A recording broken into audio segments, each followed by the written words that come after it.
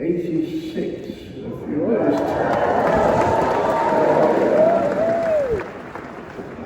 Give you a round of applause for being able to breathe.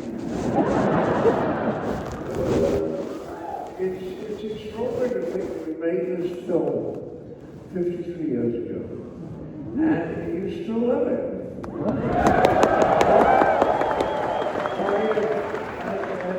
I will tell out the secret, so thank you very much. The one before I started the tour, I did a little bit of reading, because it did happen 53 years ago, and I began to think that the whole thing was a bit of a miracle, and I'll tell you why. Because, first of all, I'm aware of how popular it is in America, and indeed in other parts of the English-speaking world, but it's now really recognized by the posh people. The BBC did a poll recently, and they went to the best-known international film critics from a lot of countries and said to them, what are the funniest films ever made? And this was what they came up with.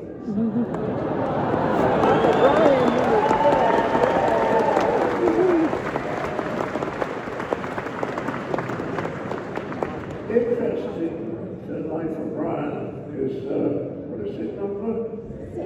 Number 6, but it is better than Holy Grail. Thank you for coming, nevertheless. So, this is extraordinary when you look at it, that we're up there with Groundhog Day, and duck soup, and Jacques Tati. I mean, because when we sat down to write this film in 1972, we didn't have a clue what we were doing. Now, we didn't know that we didn't have a clue. I know in retrospect that we didn't have a clue. But it's extraordinary to tell you what happened, which is we had a meeting, wanted to make a film, and we had a meeting, and then we had other meetings, and in Python meetings, very little is ever agreed. So if we see something that we like that's funny, we all laugh, but otherwise we just argue and don't get anywhere. And after a time, we just said, well, we don't know what this is, what.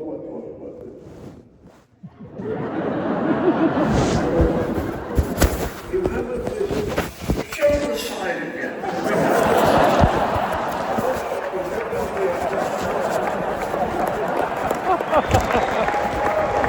You haven't missed much. I guess you're a silent strip on. So we couldn't decide what the film was going to be about. And so we went off and wrote, and we just wrote quite a lot of stuff for 3 weeks, 4 weeks. And then we all came and sort of pushed it into rough shapes at the beginning and that in the middle, and then we read it out loud, and it was awful. I'm not joking. I mean, it really was completely fucking hopeless. We looked at it and we said, well, there's one good thing in it. Rubbery. Coconuts! Yes. I complained a bit about the coconuts. We said, that's great. And so we'll make the whole film like that. And we threw everything else out. We threw out about 96% of the first draft. We just threw it out.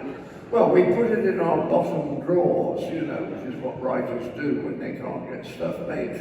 And then, 2 years later, when they were doing the 4th series without me, they said, can we do some of the stuff that you and Gray wrote originally for the Holy Grail? And we said, yeah.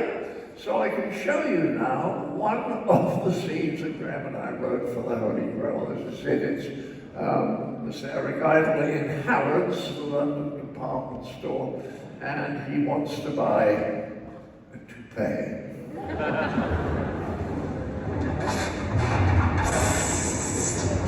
Electric petals of the air, sir. Don't worry, sir. You're amongst friends now, sir. Mr. Bradford, Mr. Crawley, these are our fitters, sir. We've had a lot of experience in this field, and we do pride ourselves. We offer the best and most discreet service available. I don't know whether you believe this, sir, but one of us is actually wearing a toupee at this moment.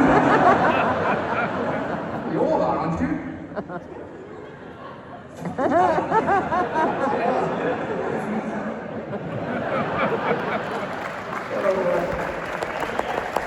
I'm afraid the Pythons always thought there was something intrinsically funny about a toupee. And what we used to do, if we ever spotted one, if we were out having dinner together and we spotted a toupee, one of us would go, bzz. There'd be 5 other bzz, bzz, bzz. Anyway, we were very silly people. So we had we came back and had written some more stuff. This time it was all about, well, Gray and I sat down, we read about plagues and witches and taunters, which I'll talk about more. But we had some good material and we were laughing and we thought, well, that's maybe we should get this budgeted, and we had it budgeted, and to make it was going to cost £240,000. You realise how little that is. It's about what on a normal film, the film would have cost by lunchtime on the first day. That's how little money it was. But the extraordinary thing was, we couldn't get anyone to back it. We took it to various producers and studios, and none of them trusted us to make it. And it was extraordinary, 240,000. Then one of our producers discovered that there was a kind of tax loophole, and big rock groups in particular, if they invested in creative projects, they got some favorable tax break. So they went out and asked a few quite well-known rock groups if they wanted to back the film, and these are the ones who did.